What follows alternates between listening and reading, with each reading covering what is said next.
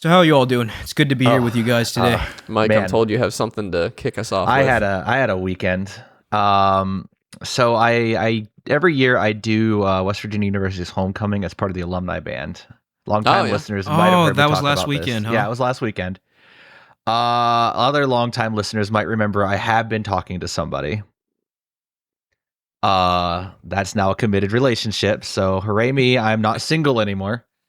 Brag about Well, it. We've got course- Mike plot lines on this yeah, podcast. Mike Flawless. Also, I have a truck talk. I got in a car accident. This is becoming a It How was- I Met Your Mother. It was. It really is. No, Was it but your fault or their fault? Oh, it was my fault. I was stupid. You can't say that live on It air. was- well, it's already been acknowledged. Like, Okay. Everything has already happened. Yeah, we've already went through all the details. There's no legal proceedings. No cops were involved. Okay. And it Yeah. wasn't 'Cause my they truck, got it your was ass my- now. Yeah, they already got my ass. The insurance company has already Reported. said whatever. But it was not the S10. So the S10 still lives for another What's it- day. Was that the truck? What's the next? It was the other truck that I drive around sometimes. It was have two my trucks? mother's car. No, it was my mother's car because my Okay. S10 was broken. So, oops. It was nothing big. It was just a fender bender, but still sucks to get into it as I was driving to Grafton. Does suck. Ugh. And it doubly sucks because you, even on this very show, are always criticizing other people's driving. Yeah. Mhm. And now I'm Yep. I'm even more suspect Nope. of your driving. Listen, I'm gonna I be had honest not here. had my caffeine yet, and it was like first thing I had just woken up, and I just saw the stop sign, and I was a person in front of me, and I'm like, Oh, you just rear-ended him? No, someone turned in front of me as I was pulling across the intersection. I see. But since I didn't fully stop at the stop sign, it was my fault. But I feel like I've made that same mistake. I don't drive anymore. Yeah. But I do distinctly remember being honked at in Morgantown for a very similar mistake. I almost had to honk out of someone yesterday because I was driving home and someone just decides to pop out of the woodwork at me. Yeah. If he would have pulled into my lane, he pulled into the lane next to me, thankfully, but I still slammed on the brakes, expecting him to merge in front of me. I Dude, would have hit him. I don't know And what was in he the would air. have been at fault. I went on was a not short my walk. fault. I went on a walk to PetSmart yesterday, and I remember thinking like, do I want to take my bike? Nah, and I just decided not to. And I think I'm alive right now because of that decision. Because like walking to PetSmart, I saw a woman whip around a bike with a really indignant look on her face, and then immediately stop at the red light in front of her because Pittsburgh drivers are morons. I watched somebody run a red light that had been red for like 4 seconds. Oh yeah. At full speed. And then I watched like somebody like whip around another car to try to go around them. And they did have a green light, but they were going really fast doing this maneuver. And like there was somebody turning because it looked safe to turn because traffic was stopped. And like so like in a 6-minute walk, I saw like 3 almost accidents. Yeah, that was me like, driving I was driving around Morgantown Friday because I had to get downtown during a parade. Yeah. Almost saw like 2 or 3 traffic accidents happen right in front of me. But just to yes. note how bad Pittsburgh People. is for this road is not on Pittsburgh's high injury network. Like this is not a top 10 most dangerous area. Oh my god, I don't know. And It's, people ride their bike on this road all the time. it's rough. Honestly, the worst thing I hate about driving in Morgantown is the pedestrians, especially around campus, because college kids do not care. They don't care if there's a crosswalk or not. They will jump in front of you. You should be prepared. I am never, ever, you will never catch me during the daylight hours going anywhere near the speed limit on campus. I don't care if it gets me honked at. These students are suicidal. Because you're going under, to be clear. I swear, yes, I am. I Yeah. swear these students are suicidal. okay. I was going up a road, and if I was going the speed limit, I would have hit this woman because Yeah. she just decided now's the time to cross. No way. These people are just asking to get hit. I mean, they do. Like, it is they not do. uncommon, by the way, for West Virginia University students to be hit and killed by cars. and here's the thing. I think it's because some of them are like the rumor that if you get hit by a car, it'll pay your tuition. Which is not true. It's not true. If you aren't on a crosswalk and you just jump in front of my car, I am not at fault here. There are legal protections. Yeah. Like, if Like unless there's a visible don't think thing that's- saying yield to pedestrians. I'm pretty sure it's your fault if you hit somebody with your car in almost any scenario. I think it depends. I think there's like a little legal gray area there. You have a pretty solid obligation to not kill someone with your car. I know, and I try my hardest, but these students. But you are right making that it you would really get off. hard. They are so suicidal. It is so bad. Not to like get into a little too much, but I dated a girl for a bit in Morgantown, and her sister had been killed by someone who ran a red light in Morgantown, and the driver got off with zero consequences at all. Yeah. If I'm not doing anything illegal, if I'm just abiding all the traffic laws and a student decides now's the time to jump in front of me and cross the road, at some point, like, could I have stopped it? Probably not. No, but what you're missing is that you don't like, have to follow the rules. Yeah. You were protected as the driver either I'm way protected because as the you were in the higher driver. socioeconomic class at this point. I had. And also, like, these lower class people. isn't it keep true that jumping your in front of my brain car. isn't fully developed until you're like 25 anyway? Yeah, it's something like that. That is actually a myth. Not that your brain is not fully developed at 25, but the reason 25 is the number they chose is because that was the highest age they studied. They have no idea when it actually stops. Your No, I brain think is mine's focused. theoretically I think my brain developing is for now your entire smoothing life. over. My Well- brain is smoothed over. I now own a car, and I'm now degenerating into like Car a car brain. owner car brain mentality. Car brain is Car terminal, brain. Mike.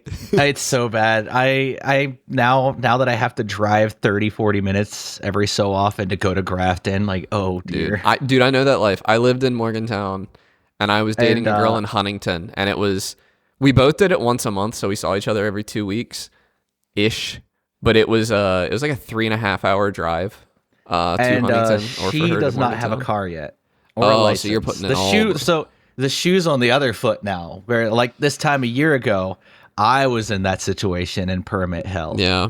Now I'm the one with the car, and now I'm the one who can make a difference. You know the have pain the high now. ground. I have the high ground, and I can be me and actually help her get her permit or get her license, so that I don't have to drive down the Grafton every time.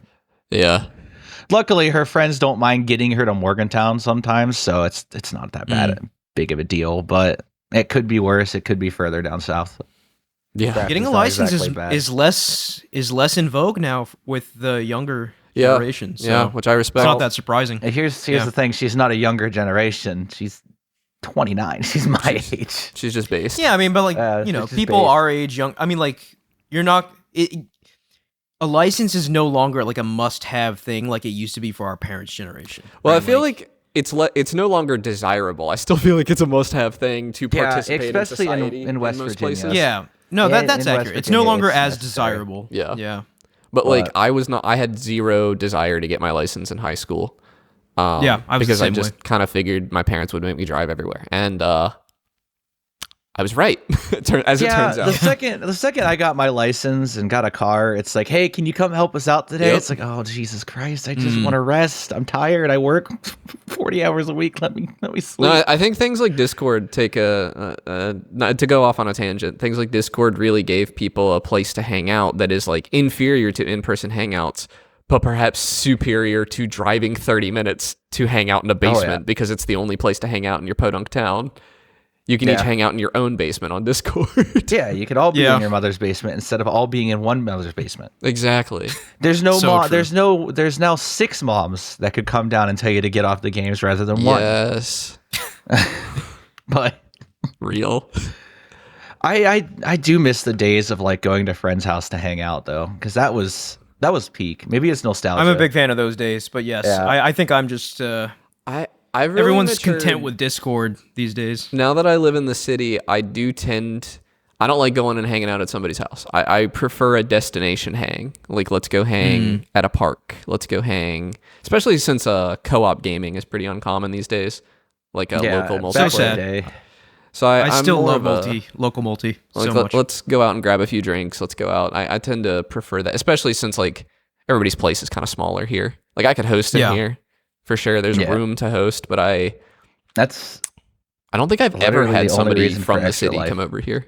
It's only That's- been people who are like staying with me for a few days. Right. Yeah. That is one of just the less biggest reasons I still do Extra Life, because in the end, Extra like, Life is a banger. Yeah. it is just a bunch of people hanging out. Too bad I can't. Is I that can't happening have this year? Probably not. Maybe online, but I don't think I could actually maneuver it enough at this point to get it in person, because Yeah. life's hard and it's been a rough one. It's been a rough You're running year. out of time to pick a date though. Yeah, Even for online. I'm really running out of time. I don't think I'm gonna have it this year. I think I'll just do Okay. one next year and call it a day. Yeah. Everything kind of fell through in the middle of the year, and Yeah. I was Happens. kind of left spinning. But sad, no children charity this year. It makes me kind of sad. Mike but hates the kids. I hate the kids. Game Hates Talk the hates the kids. Clearly. Aren't Doesn't doing the care. charity this year. Maybe I'll just find another Extra Life fund and throw like $100 to it and just say like, "Hey, I donated this year, but I can't run it." You heard it here Respect. first. Yeah, I respect that.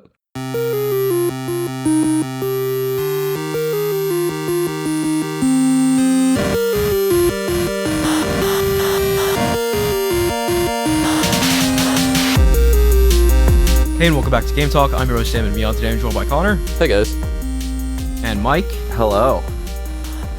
And a bit of a tongue-in-cheek episode today. We're talking about the end of the greatest war of our time. They're done. The wars The are console over. war. Oh my god, he's done it. Is this the 10th war he ended? Oh my gosh, no. He's done it. So, the end. Give him the peace prize. so there have been all sorts of memes going around about the console wars being ended. Even GameStop posted an extremely cringe, I might add, Oh my god. kind of letter declaring the console war When did we make- over.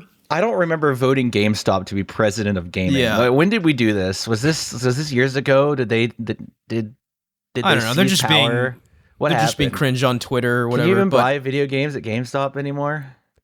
yeah, can you? I don't know. I haven't set I foot have at no idea. GameStop. Not Last Xbox time I games, went to certainly. GameStop, it was a really sad experience, and they didn't even have any Pokemon cards. Oh yeah, well, holding those now is like a risk to your life, I feel. So Yeah, I I kind mean- of get it. But yeah, so this kind of proclamation, let's say, comes from the heels of Microsoft announcing a Halo 1 campaign remake that is coming to all platforms, including PlayStation.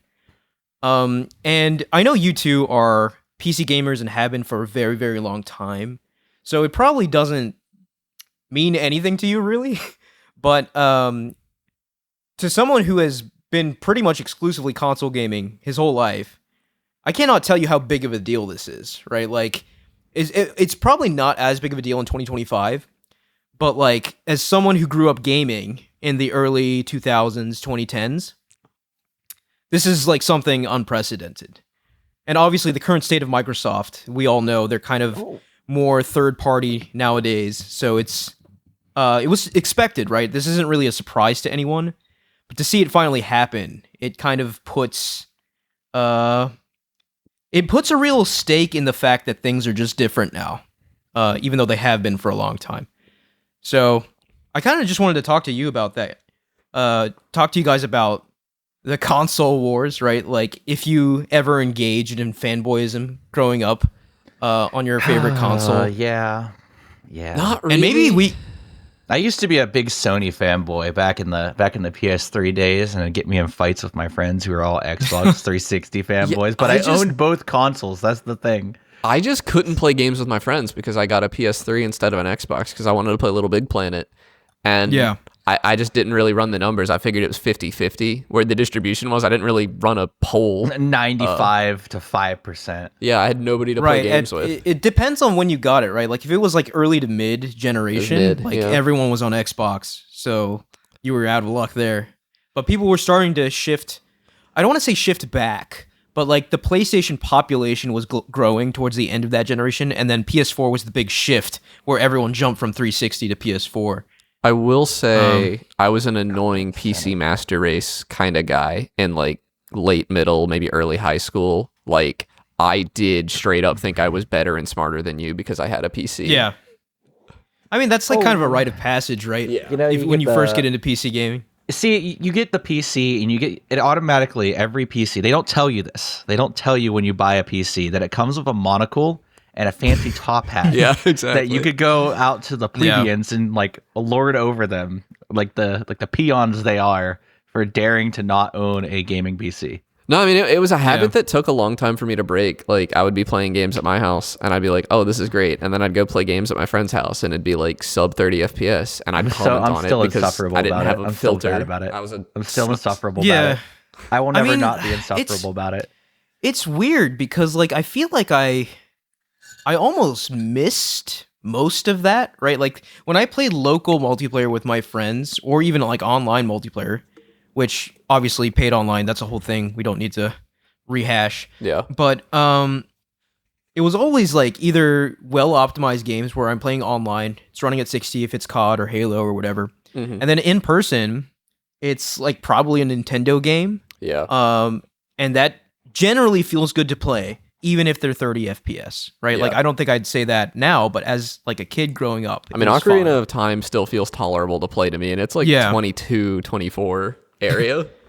Right. So like a lot of things go into that, right? Frame pacing is very important. So not all 30 FPS is created equal. Right. But yeah, like from a console war kind of perspective, it may surprise a lot of people. Me being the big Sony stan I am nowadays, I was firmly on Team Xbox, you know, like in like surprising. that middle school, early high school era. And it was only when Sony started releasing Uncharted games that I started coming over and being like, okay, this is a system worth playing. Like 360 was still the place I played all of my not just Xbox exclusives, but all like third parties. Any games that were available on both Xbox and PlayStation, I would get on Xbox. Interesting. So it was definitely my most played platform until like the tail end of the PS3 generation when the exclusives, like the really strong PlayStation exclusives, really started coming. You just like the controller more. No, I love the Xbox. No, I controller, mean man. that's why you were buying on Xbox. You like the controller more. Yeah. No, and I mean, like, if you recall at the time, like the PS3 was notoriously difficult to develop for, so a lot of games that were on both platforms ran better on Xbox. Although, you know, like at that age, I wasn't really looking into that kind of stuff, but Xbox was like, okay, I have most of my stuff here, most of my friends are here, this is where I'm going to spend most of my time. And then that fateful E3 happened, man. Mm-hmm. If we were going to pinpoint an actual date the console war was lost, it was that. Yeah. Straight up. When Don Xbox Matrick. is like, you can no longer share your games. You must buy the license. And then everyone said, yeah, I'm just going to buy a PlayStation. Yeah. And that was the great kind of migration. That was the great, like, that was the generation you could not lose because that's where console digital libraries were established. Yeah. And we've kind of just ridden on like the tailwind of that moment to even this day. They realized in that the they can console lock space. you into an ecosystem by forcing you on a digital library. And now it's kind of pointless to buy a different console than the one you've already established yourself on because you lose all of your games. Yeah, kinda. I don't love that argument, right? Because that's like saying that when I bought a GameCube, I lost all my N64 games. See, like, because I hear people say that they don't want to switch consoles, and it's like you can just leave your Xbox plugged in. Yeah, it's not that big. Yeah, you don't have to get rid of it. But at the same you time, can get the PS6 and your Series X will still work. I think it's the matter that people kind of have all of their friends on that one ecosystem as well. Yeah, and I think that's the kind of deal is you have this ecosystem. Like all my friends are here. Look at all these people that I have, and then you have to find new people to play games with. And with crossplay, it doesn't matter anymore. Like, right. That's true. I can boot up Battlefield 6 and all my friends are like, yeah, but I'm playing on Xbox. Like, yeah, that doesn't matter. It doesn't matter. Join my party. Yeah, we'll play together. I don't care. Battlefield, Call of Duty, Monster Hunter, everything, all of them are crossplay now. Every single multiplayer game is becoming platform agnostic now. Mm-hmm. And like the argument for whose side you're on or what platform all your friends should be on is kind of pointless. It means less and less. It is getting to the point now where I think people who are playing consoles with each other are now automatically like translating button inputs to the other console when they're talking to their friends or teaching their friends how to play the game. It's something I struggle with actually. Because I really like the Nintendo Switch approach to that, where it just tells you which button position with a picture on the screen. Exactly, because that's smart. I used to use an 8-bit do. I forget what it's called, but it's the one that has the Super NES controller layout. And I would hand that to someone who maybe doesn't play games super often, and it would say to press A on screen because I'm on PC and it thinks it's an Xbox controller, but B is where A is supposed to be, and it just because it was a Nintendo Switch layout. So the way I map controllers in my head now is just positional. So I know A is X and X is B. It's all positional now, I do believe. Yeah. Yeah. So it's always the bottom button on the right side of the controller is your confirm button. And I think that's it's become standardized too. Unless the game decides to be crazy and be like, oh, now right trigger is confirm. You're like, what do you mean right trigger is confirm? PS2 or era R2. moment. Like that's now that we've standardized inputs across the board where the bottom button is always confirm. Unless you're on Nintendo, then you're weird. Circle was confirmed in so many Japanese games on PS2. That is true. I was going to mention that. That's why A is the circle button on the Switch because it's still kind of the design philosophy. Because that would be where circle would be, or B. It's also on an Xbox. That's just the Super NES button layout. Yeah, they haven't changed their button layout. Everyone up, PlayStation and Xbox have uniformed out their button layouts. So X is always confirm, X is always jump, A is always jump, A is always confirm. And B's decline usually, and circles decline. I do want to bring up Halo specifically, right? Like, obviously Halo is not close to what it was back in the day, but Halo was synonymous with Xbox for the longest time, right? And I would argue even in this era when they're kind of scrambling for an identity, the one thing they have is Master Chief, that symbolism of Master Chief, like on the Xbox, right? Yeah. Like that is so affiliated with Xbox, and I think that's why the reaction was so strong to the announcement of Halo coming over. Can I gripe about the remake for a second, though? What do you have to gripe about? I thought it looked good. Why does the Needler have an ammo count on it? Oh yeah, it should just be like a. It never had it. It's stupid. It doesn't make sense to me. Well, so I noticed a couple popping things out the top. You could tell how much ammo was in your gun at a glance by looking at how many needles were removed from it. So the controversial bit about this remake is that they're modernizing it. So there's a sprint now in this game, and that my problem. I don't like that. There's no reason to make this game if you're not going to modernize it. Yeah. We already have a version of Halo 1 that looks good in 4K that you can play. I want to say that with their campaign remake, they should just put the Master Chief Collection on PlayStation as well. I think, I agree. Honestly. But I think now it's probably not going to happen for a while, right? They want the PlayStation audience to be like, this is Halo, right? Like this is your entry point. Well, what's interesting, this is't going to have multiplayer in it. So unfortunately, this is which is really weird iteration of Halo 1 that has been remastered. I wonder if they're going to port the Halo Infinite multiplayer to PlayStation at some point. Maybe. That wouldn't surprise me. Well, either that or whatever they're making next for their next live service. You forgot. Halo Infinite is the next 10-year plan, right? Yeah. Oh gosh. You seem confused. But I think it is fitting, right? Because I think this game is going to sell gangbusters on PlayStation. And they know PlayStation's a mark for a good single player, right? And I think that's why they were like, I mean, PlayStation doesn't have a lot of big shooters on it anymore either. Like that is one area where they are kind of lacking, right? Killzone's gone. Killzone's gone. Resistance is gone. So like those were the two marquee flagship first-person shooters, and those have not been. Killzone hasn't seen a game since the PlayStation 4. So you're going to get this, right, Ahmed? Launch PlayStation 4. Yeah, I'm going to get it. And not really for any console war reasons. I just have never played Halo 1. Really? That's crazy. That's crazy because I'm looking forward to playing Halo 1. Yeah. It is a game. I never played the original. I played the Master Chief Collection version, which I think is pretty faithful. And I played through most of it using the old graphics because I think they're better. I actually don't like the new graphics. Yeah. Well, the new graphics are also a little iffy. I do want to see them give you the option to view it through the lens of like old Halo, but I don't know if they'll do that. I think that's very unlikely because they're changing some of the level design. It's and they're using Unreal to make it, right? Yeah. No, not know where this is Unreal. going. Yeah. No, it's gonna run like dirt. At least PC will have PC and Xbox will have the Master Chief Collection Halo to play. Yeah. I don't think I'm gonna get this though. I'm a like known remaster hater.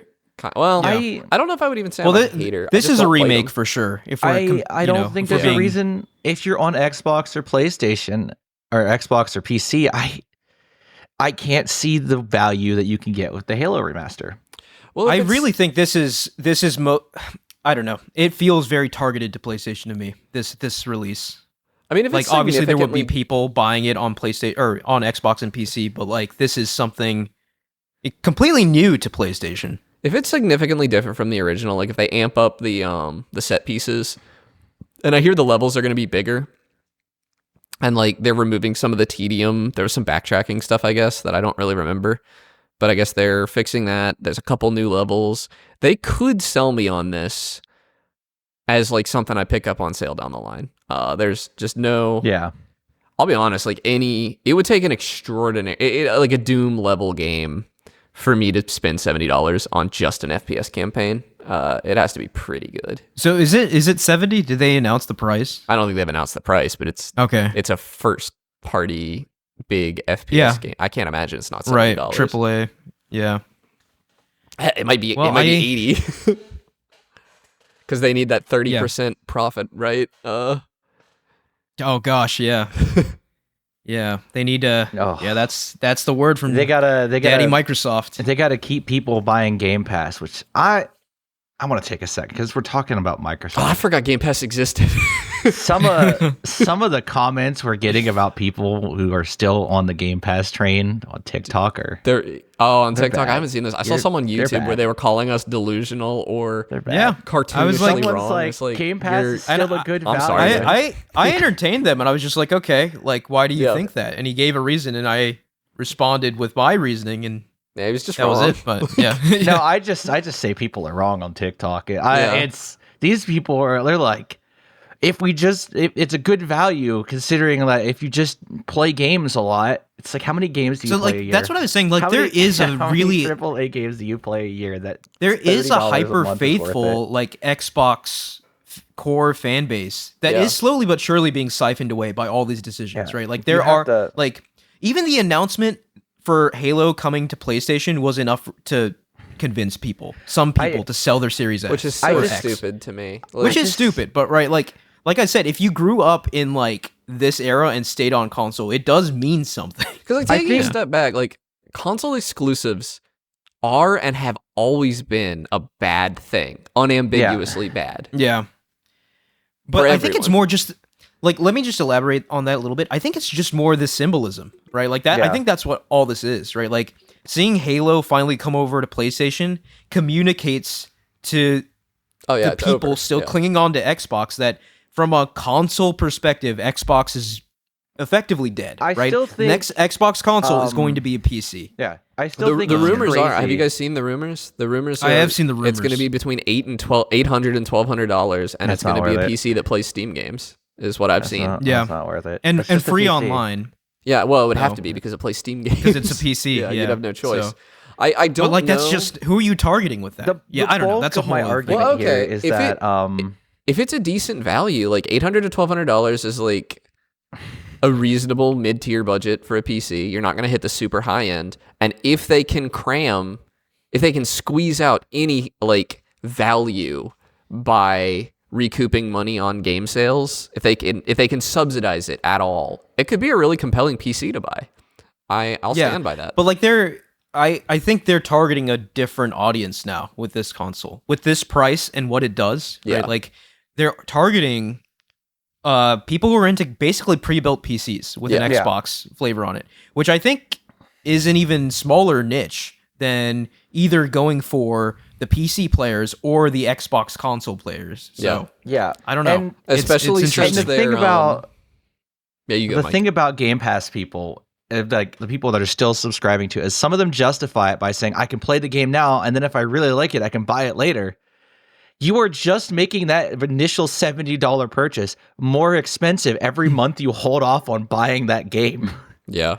Well, like instead of it being $70, you have now spent 3 months playing it, but you have amassed up an extra $90 playing it. Yeah, $90 playing it. To be fair, Xbox games within the first 3 months are like $20 20-30% off. Like Yeah, they don't but you're hold their still, value. It's not you're- Nintendo. you're losing money still. It's not a You are. good. You can't spin Game Pass in a way that makes value-wise sense at $30 for I will say everything. on PC it's still $16, and I do still Yeah. think there's an argument that it's valuable. Yeah. It 16 doesn't is pencil still for me fine. personally, but at $30 a month, it is there's no reasoning for that, especially since you lose out on a good chunk of the library if you do not do that.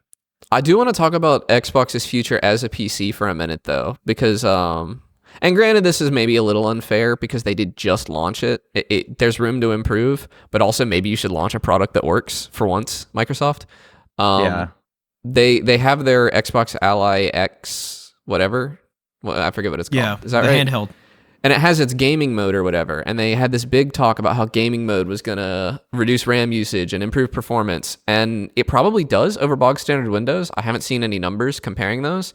But notably, compared to running in SteamOS with an emulation layer, it is worse. SteamOS with an emulation layer still runs With Proton. significantly better than Windows with this gaming Because whatever. Windows is inherently bloated. It is an operating system that is built on the legs of 30 years of technical debt at this point. That is, And I've just seen the worst. They're part about also Windows. cramming into Windows more AI assistant stuff that I have seen. I've seen anecdotal claims. I haven't seen any like numbers, but the gaming Copilot or whatever apparently kills not kills. Yeah. It apparently hurts performance in a measurable way. gaming Copilot. This is Xbox's new thing. They don't think gamers want to actually play games. They think gamers want to have an AI assistant tell them. Because tutorials in games aren't bad enough already. It is the greatest flaw of like creating an operating system that is used literally everywhere, is that you now have to accommodate everything, which means you have to keep compatibility layers, old tech that has been out of use for 20 years because some shop in the middle of nowhere uses it, or like some core industry requires like floppy disk support. SteamOS does a better job of that too. Yeah. Older games are more likely to work on Steam Deck than they are on Windows 11. And that's a lot of because the time. SteamOS is built from the ground up for gaming. So it is going to support and I think that's games. very important. That's why Windows 11 or 12 or whatever will never be the solution they want it to be. They're also, they to need be fair, for everything. there are advantages to an emulation layer. Because of the way Proton works, they can boot into a special version of Proton that is built specifically for games targeting like Windows 98 or whatever. Like there are advantages to that. But Windows could do that too, and they just choose not to. They don't care. The Windows inherently is never going to be the perfect solution to gaming because there are core industries out there that rely upon Windows' compatibility with a program that has been out of date for 25 years. Yeah. That Microsoft's Microsoft's going to try, though. patch and keep alive because this is like, it's like the airline industry needs this program and has never modernized, and modernizing would cost more money than Microsoft keeping that little bit of code in that system. Yeah. No matter how much resources it eats.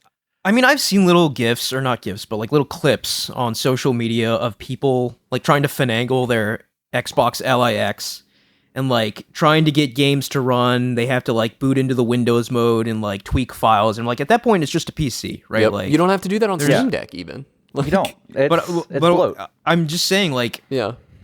I would absolutely crash out if I had to like go into Windows mode on my handheld console, see Teams' icon in the bottom left corner that you can't remove, and I was just like I am willing it's to just- do that to mod a game on my Steam Deck as like a bonus, right? I don't like doing it. I actually typically just plug it into my dock and do it on my actual desktop.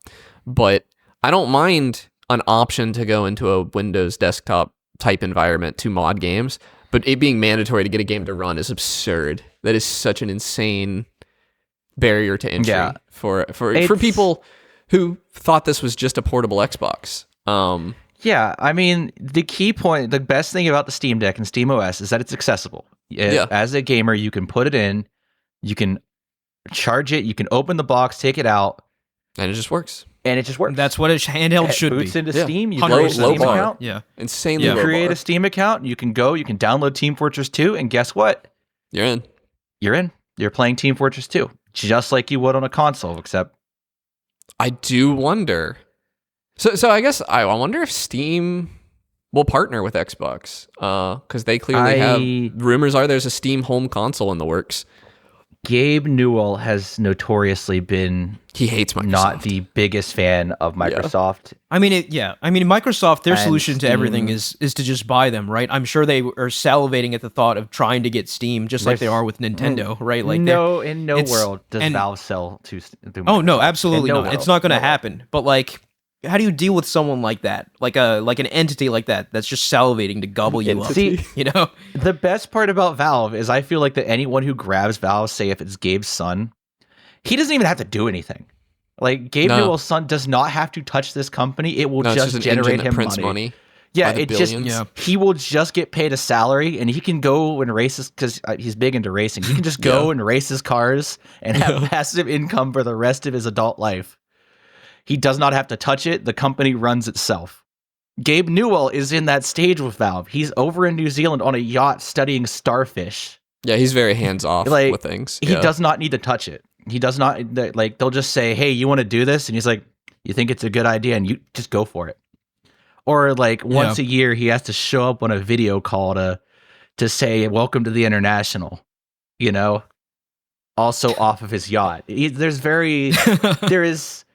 In no world will Valve ever suffer at the hands of a CEO as long as they realize that it just prints money if they don't touch it.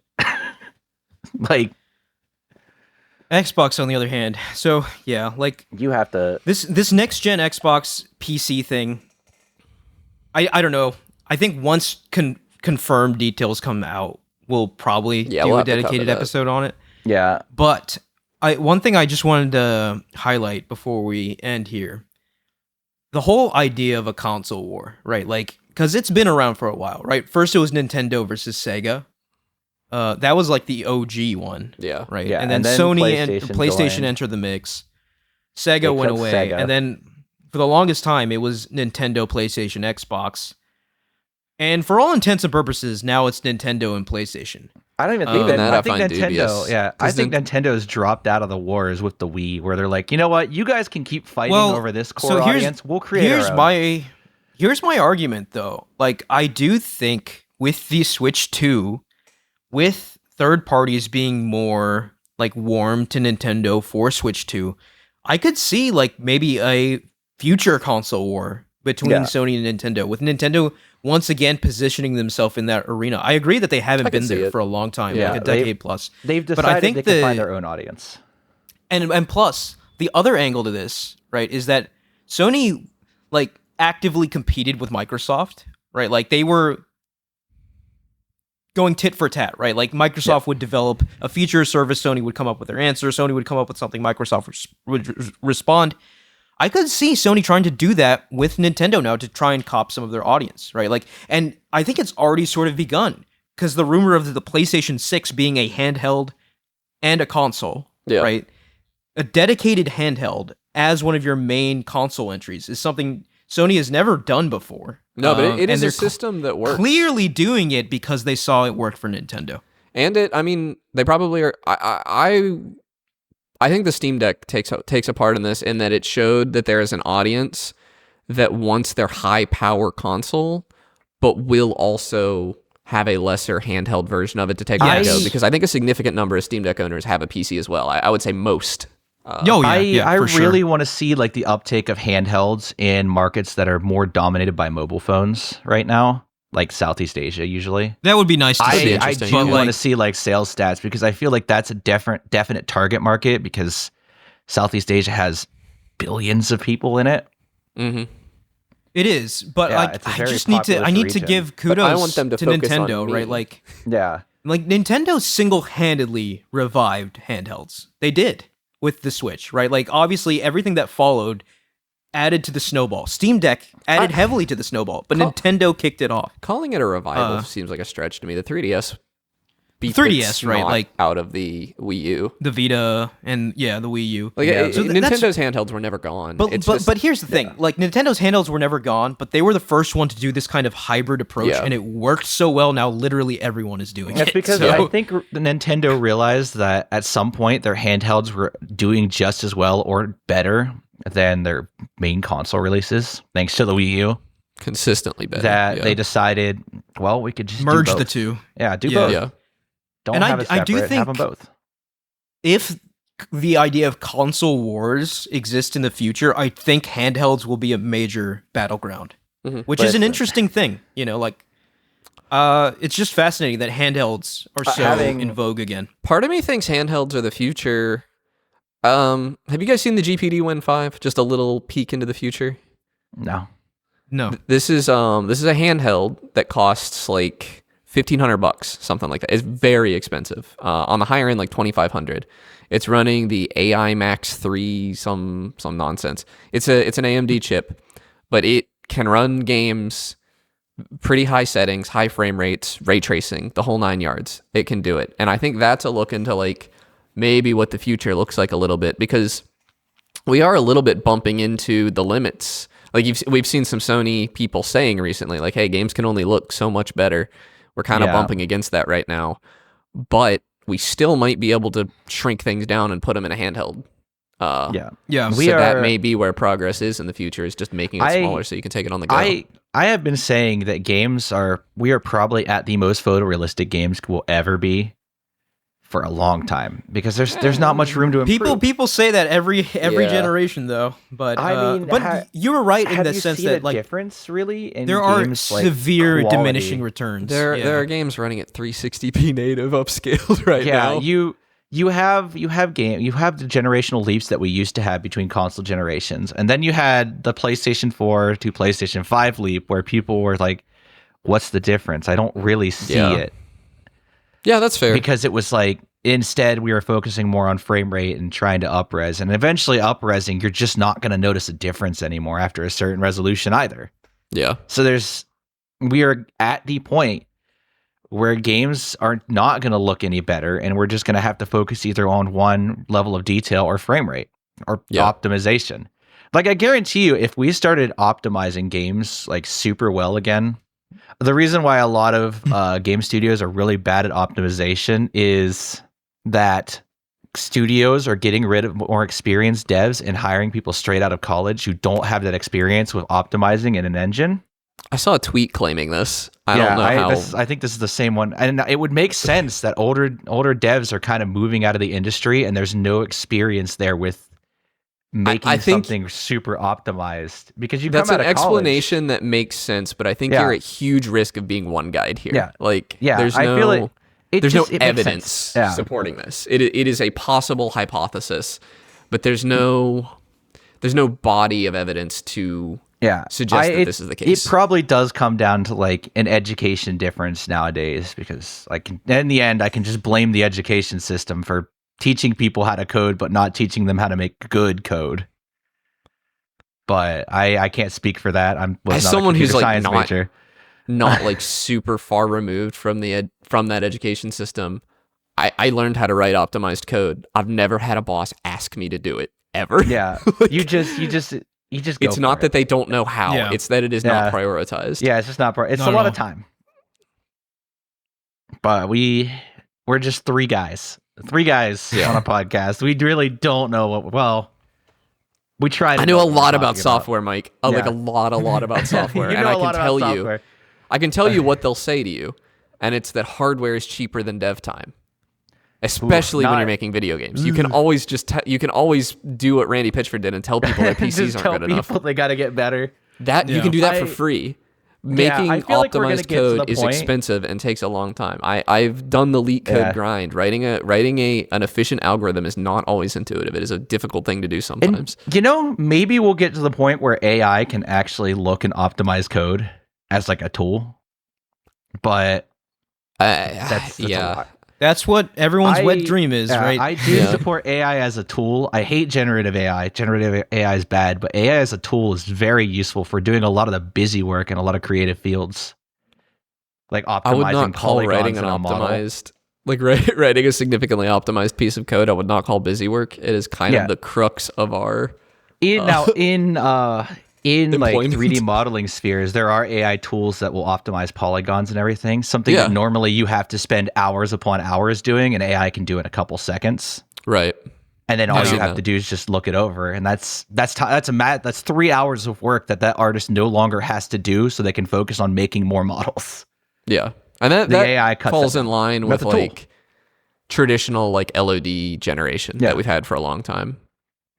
Using it as a tool to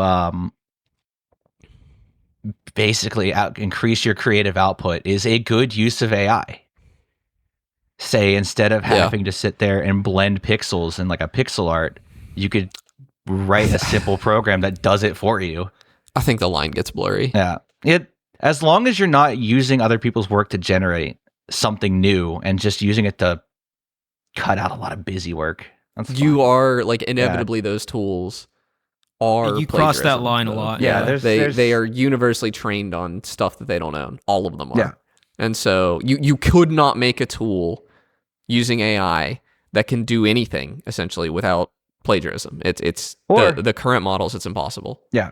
Or alternatively, as like I'm not talking about the large language models, but I do know that there is AI that's being put out into like the audio and video editing spheres, Right. where if there's moments, it will pick out moments of silence and tag those so that you can cut those. And that is insanely useful for any kind of editing.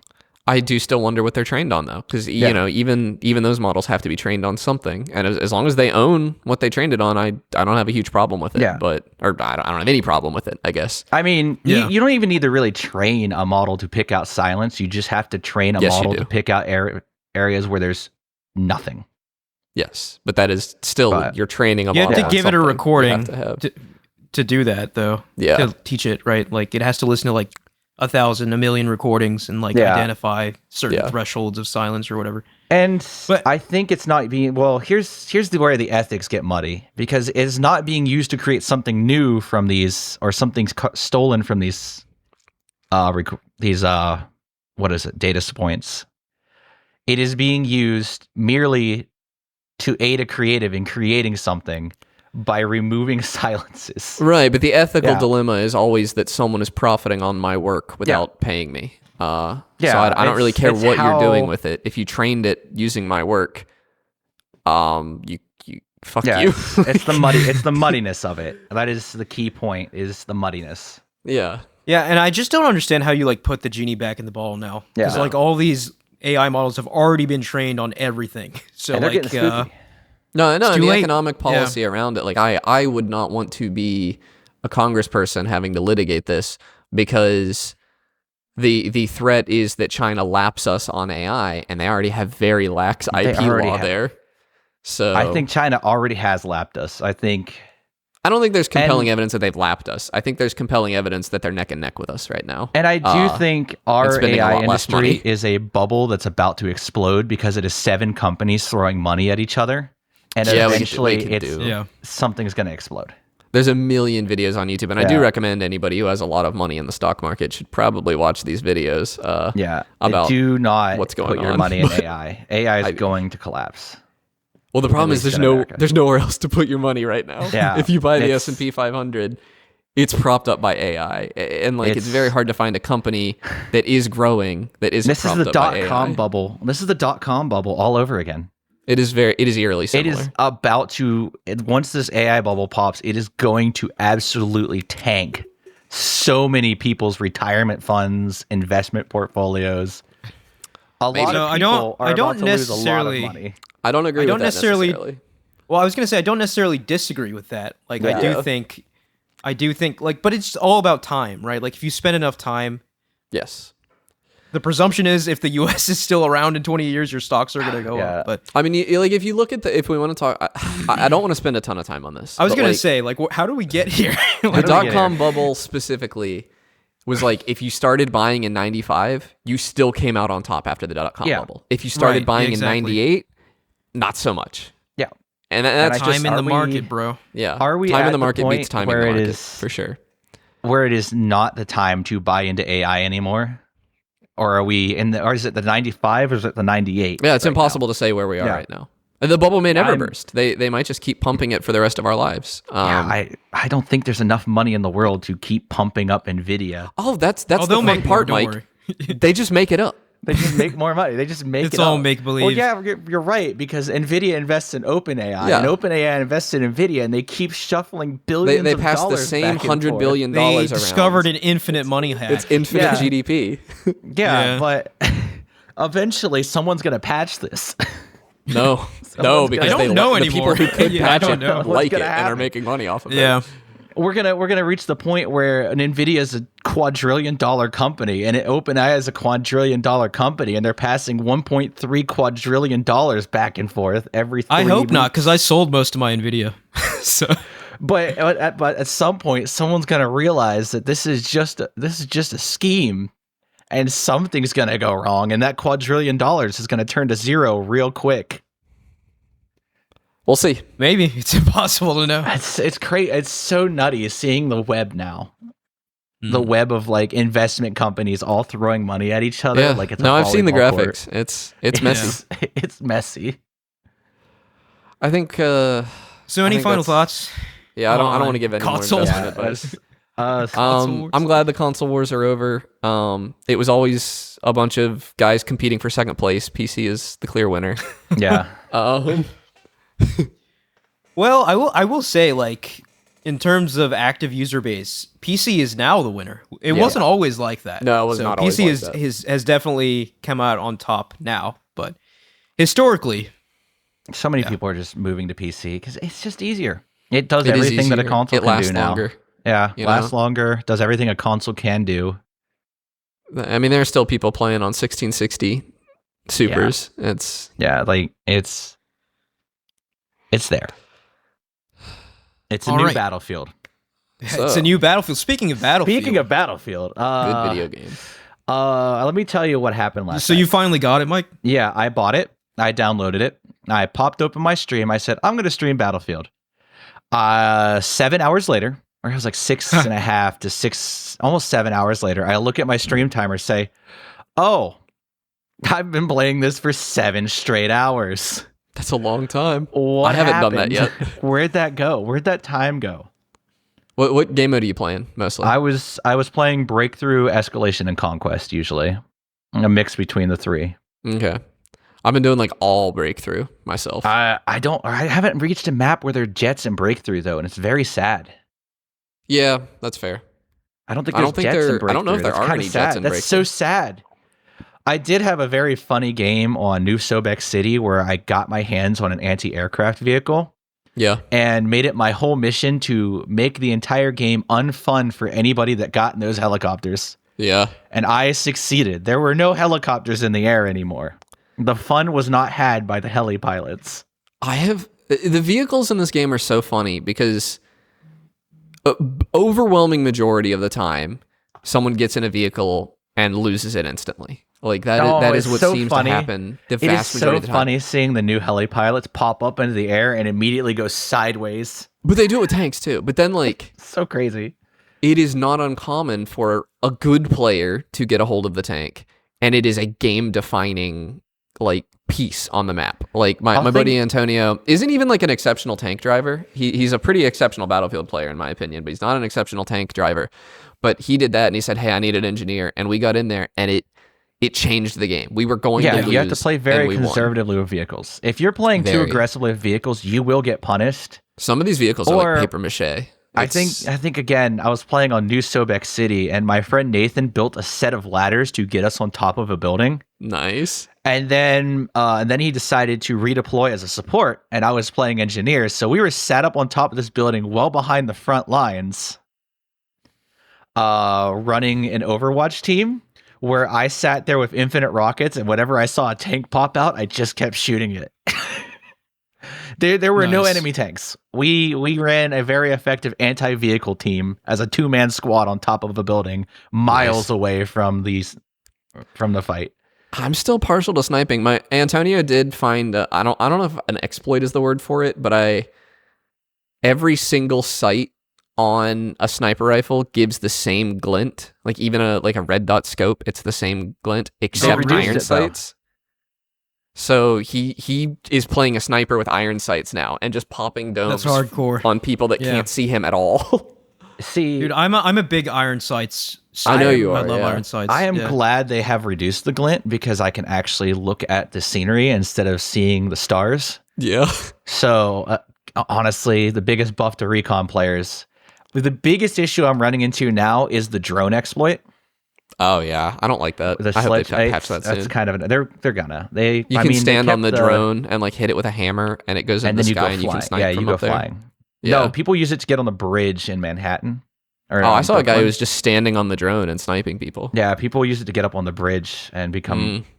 But one of the games that we were playing on not Empire State, but the other Brooklyn map, Mhm. we had a bunch of friendly players who called themselves the Guardians of the Bridge, and That's their whole funny. mission was to kill people that got on the bridge. That was all they did. They didn't snipe. They just sat there on the bridge and killed whoever decided to glitch up on it. Real heroes But don't wear capes. They sit on top of the bridge out of the play area. it's a fun game. It's definitely my so favorite fun. like go-to multiplayer game that I've had in a while. Playing Medic is a lot of fun too because a lot of people don't actually play Medic properly and No, will they not don't. revive you. It is so But- annoying to see somebody 3 meters away not reviving you. Throwing a smoke grenade into a bunch of dead bodies and coming out as a fighting force is the funniest Yes. possible option. You're Because people basically a don't expect me. necromancer. People don't expect me to be like. The thing is, if you're playing Medic and you're not playing a suicidal maniac with a pair of defibs, are you playing Medic properly? One of my favorite moves I've been doing, I play a sniper and Antonio plays a medic, and I get into sniper fights, and they'll shoot me and I'll die, but he revives me instantly and I fire back, and they never see that coming. They expect you to be gone best for at thing least a few is seconds. when I get picked up as a medic and I have that LMG. I know I'm in the middle of the enemy team. I just hit fire, open fire. I will Yeah. get kills. I have gotten Yep. 3 or 4 kills just on my back, unloading into a corridor. Yeah. It It's a really fun game. fun Have you been game. playing Amid, or have you?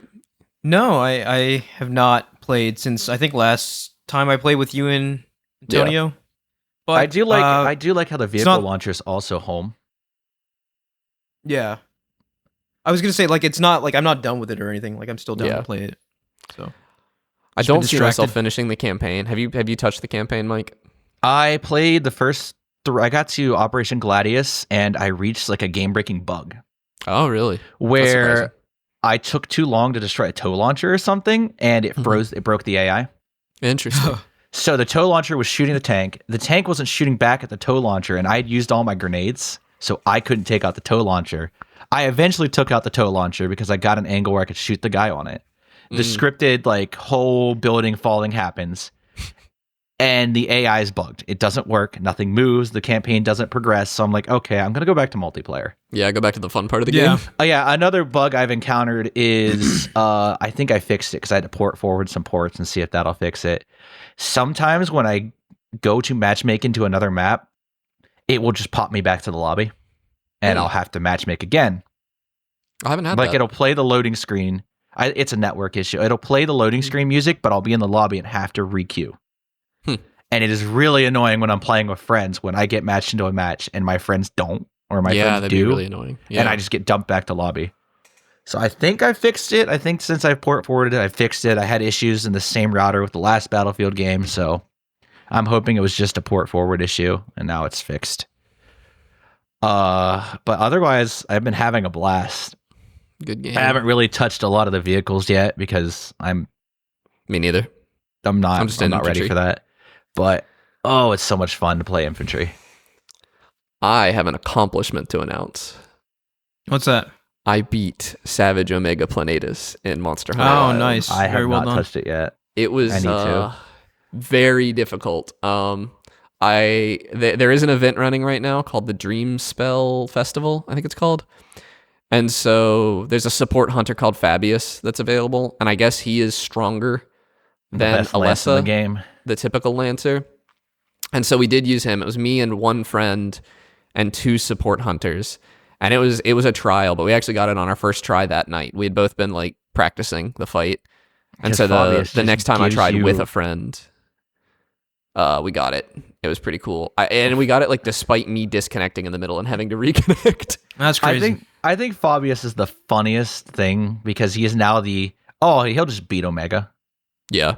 It's the crutch character 2 weeks after Omega comes out, I don't know. I don't know if he's that, because it was still hard. Like I've we heard still he's had made like regular no time Omega, left. like regular Yeah. Omega easy. Oh yeah, I'm Because sure he he will does. just grab Enmity the entire fight. Yeah. I want to try it again without a friend to see how much, because I'd been playing with randoms. I actually have not tried this hunt with just support hunters yet. They don't affect the scaling though, I don't think either. I don't believe Savage Omega has scaling. It is always scaled for 4, I believe. He might. Yeah, I think he has single player scaling, but after you hit 2, he hits max scaling. He does not have a scaling between 2 and 4. I don't think that's So right. I think he's just always regular 4 Omega player. had the same scaling. Because Okay. Omega solo with support hunters, I believe just solo. Maybe support hunters don't affect scaling. I'm not sure on this one. They don't. Yeah. So regular Omega is actually easier with just support hunters because it affects his health scaling. But the second you get a friend in there, you might as well get the full party because you are not going to have the same amount of scaling. Well, that's how traditional Monster Hunter works too. Old school Monster Hunter, the Gathering Hub is balanced around 2 players always. It doesn't have any kind of scaling. It's just the multiplayer hunts are balanced around 2 people, and if you have 4, they're just easier. Yeah. Now, like it is, and then I think in this Monster Hunter, based on the number of players, it does scale the HP linear. It does, linearly. Or I can't word right now. Yeah. I don't know if Omega it's does not linear, have but that. it is based on how many Omega players does you not have. have linear scaling. Omega has 2 to 4 players is scaled. It's just straight up max health. And it's something like 1,000, 100,000 or something like that. Like a beefy amount of HP. Interesting. looking It's it a up right lot now? of HP too. I just looked it up. Yeah. What is the number? 150? 90k if you're 1 player, Yeah. and 139k. That's just for normal Omega. For Yeah. Savage, it's 100k for 1 player and 180k. Yeah, that's an additional the other. 80k damage. That's a lot of damage. That's a lot of damage. It's twice as much. Yeah, That's a lot. almost. But yeah, it was a fun fight. I'm glad I did it. I have that feather in my cap. I have to do it a bunch more times. I think you have to beat him like between 4 and 6 times if you want to craft his armor. And it has to be the harder version. And I think Gormagala doesn't even have that much health because Gormagala is the second beefiest monster in that game. No, Savage Omega is significantly harder than any other hunt in the game. and it's not Gormagala close. does not have 180,000 health. Gormagala, I think, sits at like 90k at max scaling.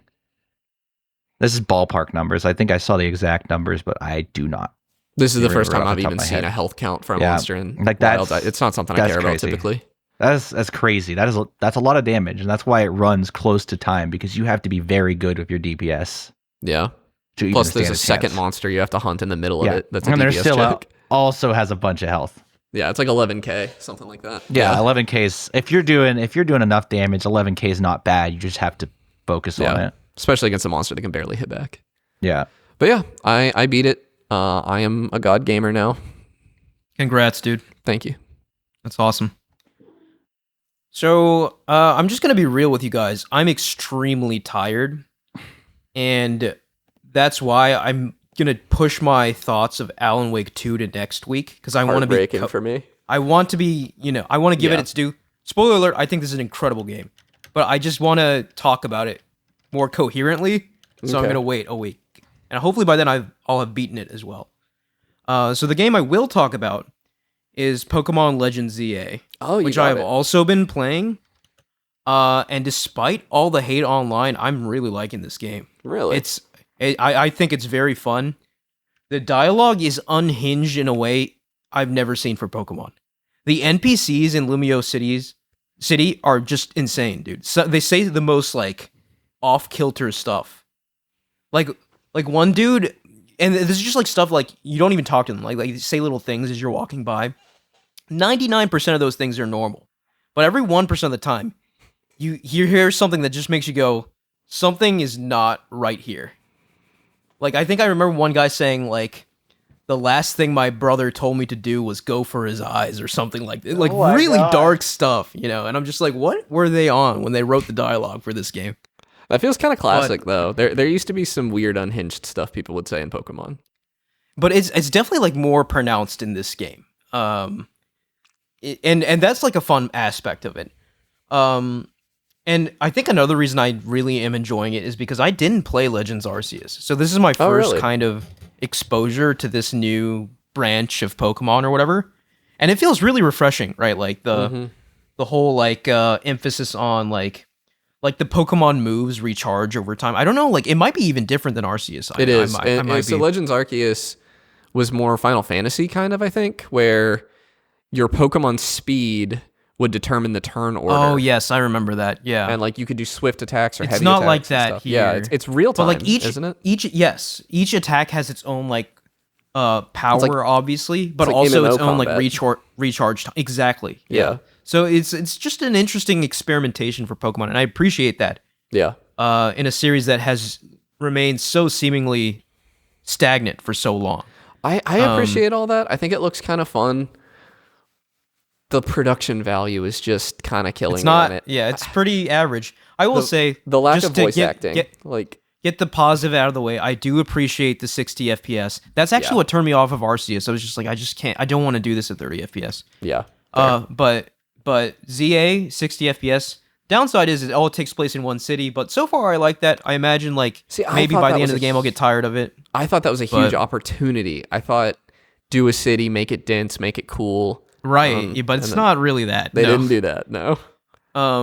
Yeah, and I've been seeing that voice acting comment come up a lot, especially for this game. It's the and I'm lip sync. actually on the other. I'm on the other side, right? Like I like that it's still. I don't. I guess I just don't want voice acting in Pokemon, right? Like there's other series for that. They did lip syncing and no voice acting. What were they thinking? Yeah, Like, yeah. it looks so I mean, but weird. that's just. It's such it's an just awkward Pokemon. silence. Yeah, I don't know. Like so that part doesn't really bother me. I know it does bother a lot of people, but I could definitely look past that for like a masterpiece of a game, obviously. But It's not a masterpiece. It's just fun, right? yeah. Um. I'm The not other gonna pay thing is, 70 like, bucks for it. There's an emphasis on like mega evolution, right? Because like with X and Y, that was like the big thing. Wasn't it? Was it X and Y that introduced was. mega evolution? Yeah. Yeah. So mega evolution is back in a big way for this game and ties in heavily to the plot as well. Like there are Pokemon who are rogue mega evolving without a trainer, and apparently that's a very painful and destructive process to the Pokemon. So as a trainer, you have to like pacify them. It's painful when they have a trainer too. You just don't care anymore. Right, exactly. But I do like the structure of the game, right? So like during the day you can roam around and essentially like certain areas of the city are transformed like parks. Like when you're walking around in the city, there's like a park, like in real life, right? I'm saying. Yeah. But they're saying in this I'm saying in the scenario of this game, that park is where all the wild Pokemon are. So and like as you progress further through the game, more and more sections of the cities get like sectioned off as like wild zones where you can catch Pokemon. So I imagine by the end of the game, like half the city or like 90% of the city will be covered. I've seen people that's like, what- say that this is kind of an absurd premise. And I gotta say, living in the city, I ride my bike around the cemeteries, because we have cemeteries inside of parks in Pittsburgh a lot of the time. Yeah. And you will absolutely run into deer that will like walk up to you in the cemetery. Like there are population of deer that live their entire life inside of these parks and cemeteries. Right, yeah. Because there's no way for them to go anywhere. They're surrounded by city in all directions. Yeah. So it's and real. I mean, I kind of like that aspect of it, of like you're just walking in the city, Yeah. enter a park, you catch some Pokemon. Granted, like I wish the city was a little more alive. It's pretty dead. You know, Yeah, 'cause no, it's still a Pokemon city. If you But- remember when this got announced, it was like, it's Paris, it's like all this, and I got kind of Yeah. excited because Paris in real No, life is it's going through a pretty- massive transformation right now. Yeah. And they captured literally none of that for this game. They did not bother even a little bit to make an interesting world. But So yeah, I mean, so that's like the negative that comes with like kind of the Yeah. relatively low production value of a Pokemon game. But like, I still feel refreshed by the new kind of ideas for Pokemon in this game. So yeah, I'm glad to hear you're enjoying overall, it. Yeah. I do come off positive on it, and like the quirky vibe of like the NPCs really kind of gives it this charm. But I was saying, right, like the premise is you catch Pokemon during the day, and then at night you have the ZA like battle royale thing where you advance from rank Z all the way to rank A, right? You start at rank Starting Z, at you go F. up- starting at Z. Right, Yeah, but don't you skip to F like immediately? yeah, you do skip to F like after a few ranks, right? they So just- I'm like rank E now or something. Yeah. So like that was kind of weird, right? Like you just basically skip. But Yeah, they just didn't commit to the bit at all. they that, didn't, that was you know, it was cool for the first several ranks because I was just like, this is, you know, pretty sick. Like having to actually climb up. and like it's cool that like in the battle zones at night or whatever, you can straight up just sneak up on trainers and just bash their Pokemon over their head effectively, right? Like you can do sneak attacks on Pokemon and just knock them out, and that it can initiate a battle, which just seems so. I mean that's like Pokemon Coliseum level kind of stuff. Yeah. Where like it's just like sneak attacks, playing dirty kind of thing. But you know that's like part of the way the tournament is run, I guess. But Yeah. I think it's yeah, cool. no, I'm enjoying it. Definitely not enjoying it as much as Alan Wake 2, but I will talk about that next. I mean, week. Alan Wake 2 is like So- a game of the year caliber game. It's Yeah, an incredible. I'm excited to hear your thoughts. Have you I will talk a lot about it next week. have you I just got to know, have you done the Hero of Darkness part yet? Yeah, I have. I get it now. Like I get it. Yeah. Like afterwards, I went back to the Game Awards and I was like, I get it. So, yeah, so good. Yeah. It's almost time for a Game But- of the Year episode. Speaking of that, Yeah, It's- we'll be getting there in a It's month. almost November. This episode will come out in November. How crazy is that? Oh man. God, Time it goes so Time fast. flies when you're having just fun. feels like this year has gone by so fast. Like the Yeah, first it does. half of the year was kind of like slow and everything, and then once like July hit and I moved into here, Mhm. it's like it's already November almost. That's crazy. It's scary. I don't like it. It's But so terrifying. Like I'm can you do? staring down the barrel of 30 right now, and that's Pushing 30. You'll get right- over it's it. right there. It's right there. Well, I'm gonna fall apart. I'm gonna look like one of those Lego minifigures. that's You're gone gonna look through, like a me, toddler's dude. room. Yeah, I'm gonna look like you. I'm gonna. Don't say that. I'm gonna. What Yeah, I if I know, came right? on? What if I came on after I'm 30 in a polo? I'll stay young Yeah. forever. yeah, there's a man. I don't usually wear polos when recording this. There's a very good work-related reason for that I won't get into here. Yeah. Anyways, any other games you guys want to talk about before we wrap up?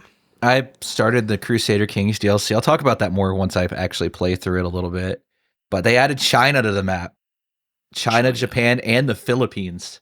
So all of That's West crazy. Asia, I feel like all that's of gotta- East Asia. That's got to change the dynamics pretty Oh, heavily. it does of the because game. previously it went all the way to the Indian subcontinent, and that was the cutoff. Was right Yeah. about there with like Tibet and everything and Nepal. Mhm. It's all of China, all the way to Indonesia and the Philippines. So That's another there's game I just want to there's a eventually sink my teeth massive, into very deep. massive amount of new world, plus new systems. Like Japan works entirely different than the rest of feudal Europe, That's as interesting. does China and everything. That's awesome. It's I love it's that. crazy. I'm I look so forward to hearing excited. more about it. Yeah, I'm starting a playthrough in Japan as like a small Nice. like count. And I'm seeing As a where it takes weeb. me. Yeah. Yeah. What about you, Connor? Got anything else? Nah, just Monster Hunter. My cat's still been sick, so Yeah. she's probably fine, but I've been very stressed about it, so I haven't been playing a lot No, of games. I understand. Yeah. One thing I will say before we wrap, again, not a game, so I usually don't do this, but I saw Chainsaw Man the movie. Yeah. Which if you watch the Chainsaw Man anime, you have to see this. That's like not even a question, right? I know you're busy with your cat, Connor. but, Yeah, like, I might catch if it you when it get comes the to streaming. opportunity. Yeah, like this is a must see. Not only is it an incredible anime movie, it's just an incredible movie. Like it's straight up. Like I feel like I could show this to someone who has not watched Chainsaw Man at all Really? and have them enjoy it. Yeah, Chainsaw Man it's is just so good. it's one of the best animated movies I've ever seen. It's so good. Really? I've seen it. I've seen it twice already. So I just wanted to shout that out here. Yeah, I So, probably won't catch that. I'll probably catch my annual viewing of Over the Garden Wall soon. But yeah. speaking of animation, All right, let's get out of here. I think we're done now. Yeah, I think so. Yeah, I gotta go Um, host that vampire thing. Right? vampire campaign. I'm on session 2. I hope my players are ready to enter the Matrix. I've devised this whole like group of thin bloods who are all really big Matrix fans. And so they've Sounds like a kind of dirty word. adapt it as their whole like collective identity. So I don't think my players are ready to interact with what is basically the Matrix plot, but you're all vampires. That sounds like fun, dude. It's gonna be- I'm always a big it's gonna fan be a of blast. Yeah, tabletop these games D&D are fun. campaigns. Yeah. Unfortunately I have to cut it as a shorter session because I made some obligations to play Battlefield at 9, but you know, stuff happens. Yeah, Stuff happens. Battlefield. But right, hopefully it works out. Yeah. Thank you all for listening. You can follow us at Podcast Game Talk on Instagram, YouTube, TikTok, and Blue Sky. Please click the link in the description of this episode to join our Discord and talk to us there. And leave us a review. Why don't you do that? Never asked you to do that before. Yeah, comment on us on Spotify. True. You can do that now. Yeah. We do get one guy. I want to shout him out here. I guess I won't give his name out, but he leaves a little heart on every episode we do. And I respond in kind with a like on his heart. With a heart on his heart. I see. I do appreciate that little interaction every week. So don't leave comments on our TikToks. I'll fight you there. Or if you want me to argue with you, I'll do it. Now, if you want to argue, bring it to Discord. TikTok does seem to be the one that hates us the most, but it is also the place where we have the most followers. It's because we're old. Yeah. Listen, come to our Discord. We'll argue in general. Don't you worry. Yeah. As long as you're not being actually awful to us, I'll sit there and tell you you're stupid to your face. I don't care. Yeah. I'll hop in a voice chat. You heard it here first. I will not do that. Neither will I. Thank you, Connor and Mike. Yeah, see you guys next week. Yeah, see you next week. See you next week. Bye.